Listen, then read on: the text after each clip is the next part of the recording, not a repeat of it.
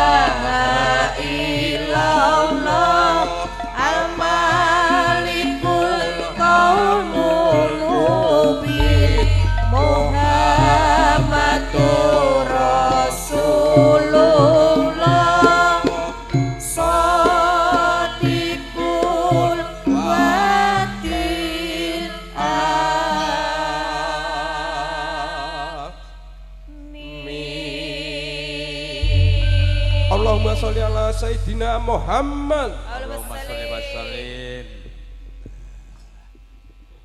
Niki wau sholawatipun sholawat napa niki wau?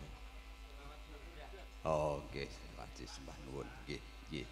Pancen nggih leres ngendikanipun Nabi lumantar dakwahipun Kaisunan Kalijaga nika leres.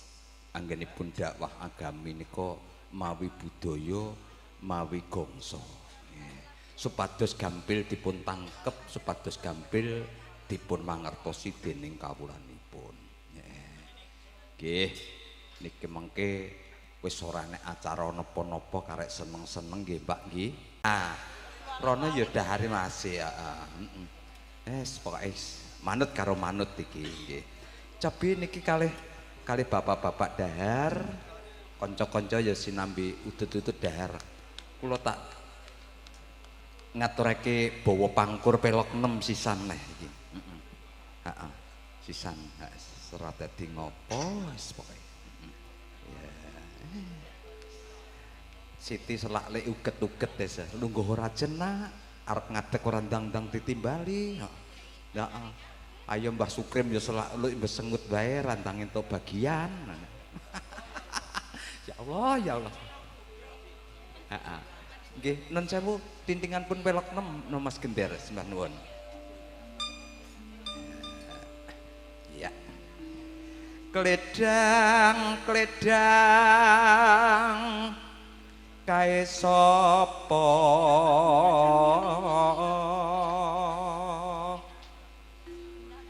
sajak kaya wong sing tak tresnani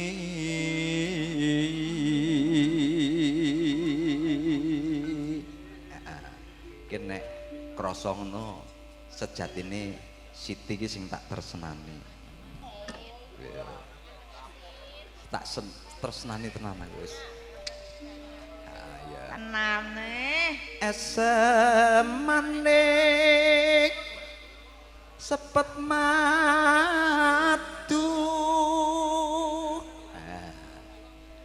kaya bisa dadi tamba esemane kena nggo tamba iki durung jogete durung goyangane ngono wis tenan Tamba wong kang nandang wuyung rinten dalu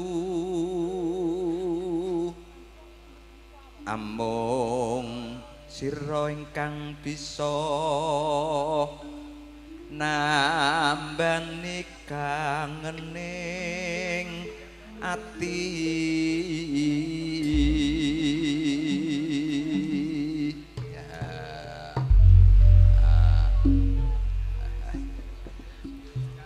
wong ayu sing tak tresnani rina wengi mung tak impi-impi aku ora bisa lali mung sliramu bebujan ning ati monggo yayi Latihan sepisan ketemu nanging gede merasa tresnaku rena wangi tansah nunggu ngantuk sekapan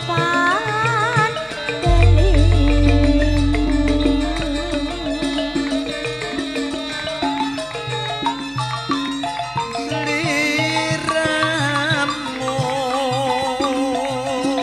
sing tak tresno garwane wong liya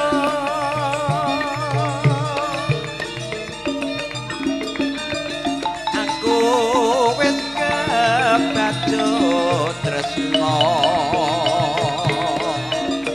nanging kamu gawe lara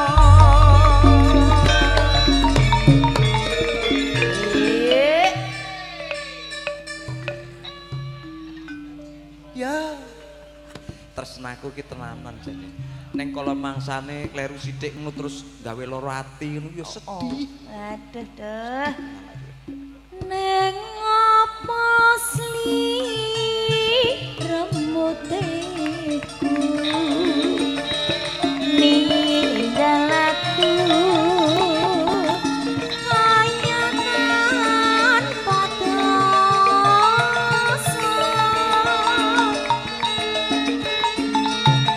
hatiku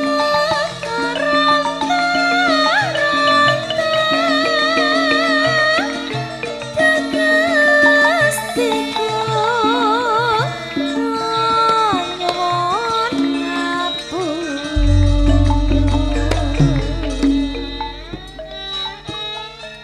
Siti garwane wong liya Tuwun dalem Kang Mas. umpamane sliramu bengi iki aku duweni rasa tresna ngono kowe ya iso ngladeni aku apa ora Dos pundi Kang Mas? Kula sampun gadah garwa kinasih Kang Mas. nempel katresnanmu Siti aku Saiki wae ya Mas. iya wis marem kok Siti Kaya ono.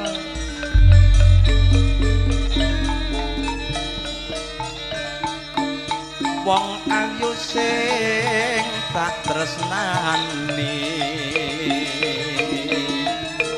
rina wengi sing tak impi-impi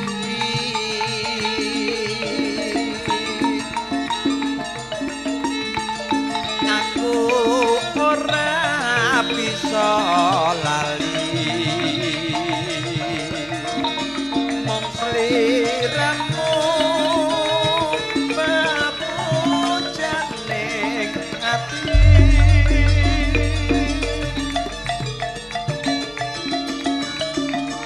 Latihan sepisan ketemu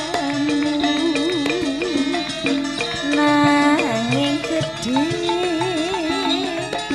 nerasa tresnaku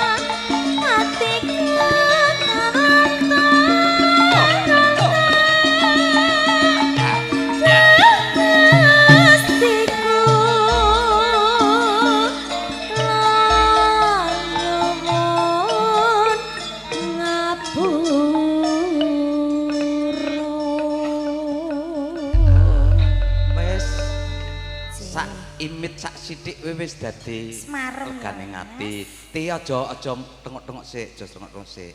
Iki mau nggih. Mbah Wira wis ngarep-arep sampean. Nggih. Mbah Sukrim wis nunggu Mbah sampean. Wira, Mbah Sukrim. Nggur kari Mbah Harjo iki lungguhe ning ngendi? Mbah Harjo. Iki lek nunggu wiwit sore mau jam 4 nganti ora adus. Mbak Sular. Heeh, Gak adus. gak adus. Mbok ndek mau ngomong ngerti ora tak dusi ya. Lah, sampean kuwi ngerti kok aneh. Uga Mbahmu Suwar barang kuwi. Mbah Suwar, Mulane monggo. iki ayo do tupekan ti Mbah sepuh iki dijaluki pangestu. Nggih. Heeh, sliramu matur karo Mbah Suwar kae sik. Heeh, ana. Sing bayar niku kualat niku. Nah, ya ana. Ana Mbah Kung. Nah, Heeh. Ya Mbah Kung. lalu Kakung. Monggo Kakung. Bandung halus. Oh iya. Bandung halus mudanganan. Lah lah iya wis dadi klangenane wong tuwa iki ngono kuwi gawe seneng gawe lega. Oke, Pak. Aku ya selak ngantuk aku ya.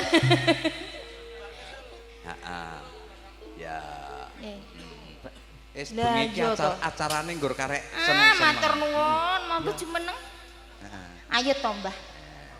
Wah, lah Darono. Iya. Kon usul lho ya. Dik Siti, Salam. adhimu Wilis kon medun pisan. Oh, nggih. Nah, iya. Monggo Mbak Wiles. Lah apa kadhe sisan ya monggo. Iya. Heeh. Nek wis wayah ngene iki ning panggung ki kaya ora kanggo dadi tinggo ning ngisor bae. Anu ning dhuwur wagu. Ora dadi ngapa prabu gitu ya. Mbah Kakung niki Bandung halus nggih. Wah, wis tenajan nonjake ya ora apa-apa ya monggo.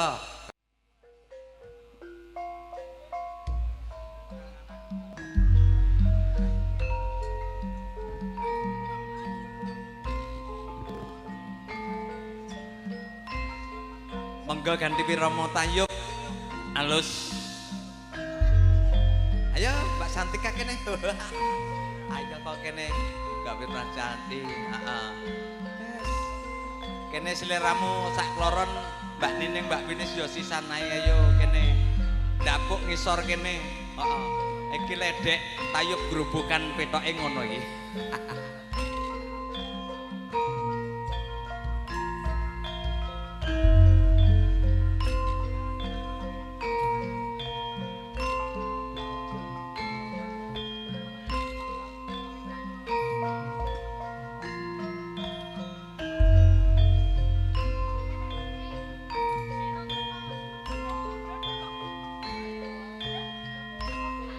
Pokoknya nek rong mudun aja dilebokke.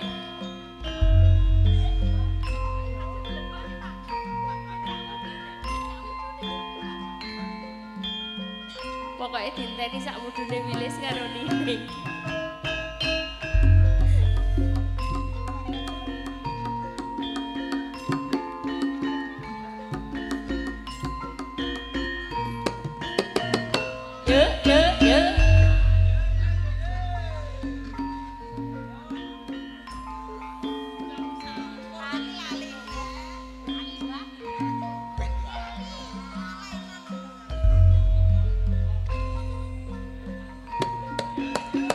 Yuk.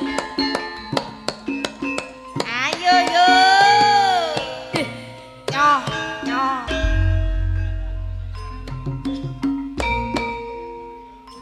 Yo. Kak Robi.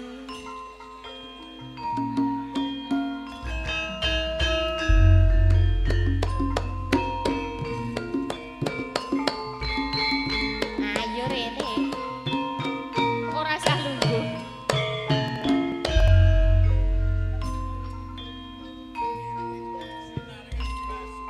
Oh iya.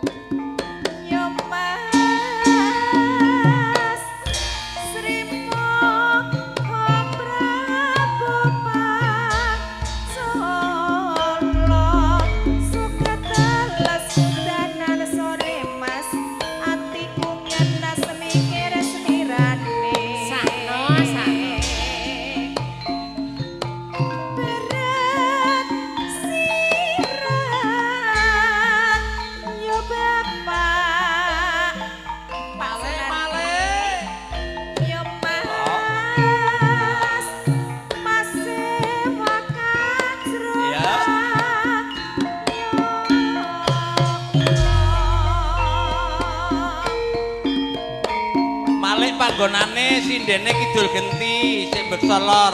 Heeh, ngono. Nah yo, yo Mbak Malik, Mbak. Malik. Alah. Yuk. Nah. Penake.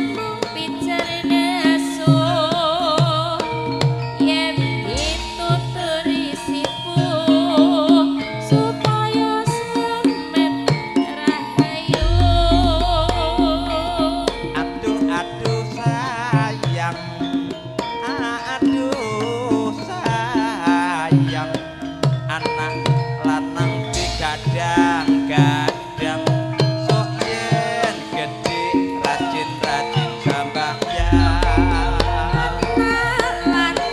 lanang dewe anak lanang tak kutake besok yen wis gede bisa pinter sekolahe tak kutake bocah bagus dadya bocah sing pesus sekolah bisa tulus berpaya bisa tulus yang solo payunge ilang ketemu neng pasar lagi dadi duduk ora sumalang patok isih cedak benyanyi hae tuh ya ki babak pisanan sing sepuh-sepuh heeh bae ayo pomo tanduk meneh ya sik keneh heeh